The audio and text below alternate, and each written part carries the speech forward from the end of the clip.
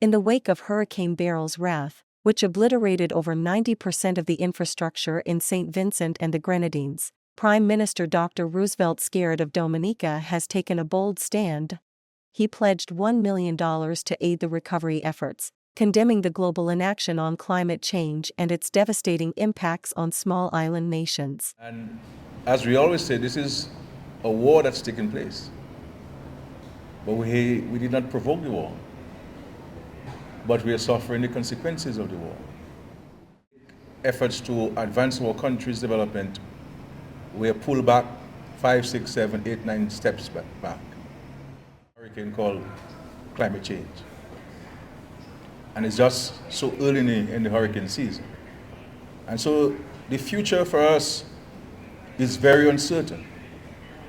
Very uncertain. I can tell you every one of the leaders in the Caribbean is living with some anxiety about this hurricane season. And so we stand in solidarity. As I said to the Prime Minister, in the next couple of days, my government will transfer $1 million as our contribution, our small contribution to the youth task that St Vincent has in responding to the disaster.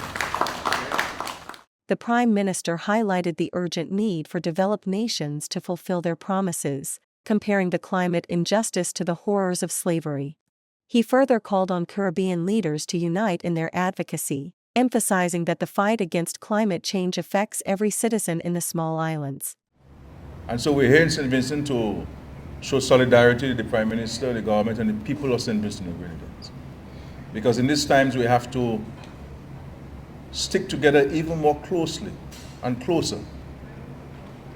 Because it's a fight, it's a collective fight, and we must have collective efforts and collective solidarity.